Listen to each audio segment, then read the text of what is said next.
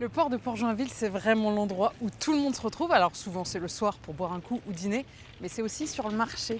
Et sur le marché, je vous conseille de goûter un truc, c'est la tarte aux pruneaux d'Alain. Elle est connue sur toute l'île, voire même ailleurs. Allez, bonne journée. Bonjour. Bonjour, qu'est-ce qu'il vous faut? Eh ben écoutez, je vais vous prendre une tarte aux pruneaux. Eh ben, allez-y, déjà goûté. Déjà goûté. En vrai, je la connais, mais je vais quand même en prendre un. Allez-y. Bah ouais, elle est très bonne. Feuilletage savamment raté, pur beurre, confiture de pruneaux, aromatisé, rhum et cannelle. Bah oui, c'est ça qui change tout. Voilà, c'est ça. Bah oui, évidemment. Je vais vous en prendre une.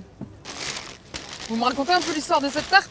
Oula, c'est plein d'histoires. Il y a plein d'histoires en Mais fait tant dans mieux. cette tarte. Donc en fait, quand les bateaux partaient de Lisieux, il y avait des marchandises qui transitaient parce que c'était une zone franche à Lisieux. Ouais. Les marchandises transitaient par ici et remontaient avec du pruneau. Donc on s'est retrouvé avec du pruneau, on s'est retrouvé avec plein de choses en fait à Lisieux et ils ont créé la tarte aux pruneaux. Ok, la recette, elle est pas de vous alors. Non, la recette, elle n'est pas de moi. Je crois que c'était un pâtissier qui œuvrait à la cour de François Ier qui aurait inventé cette recette.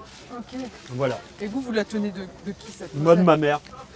C'est ma... Euh, Non, ma mère. Après, ça, c'est une pâtisserie. Il faut comprendre, c'est une pâtisserie, en fait, comme il disait un petit peu dans le temps, une pâtisserie de bonne femme. C'était que les femmes qui faisaient ça. Donc, au départ, c'était pour les desserts de mariage.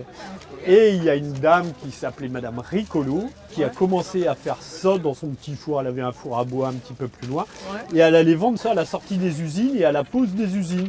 Et c'est comme ça qu'on a commencé à commercialiser, en fait, la tarte aux pruneaux.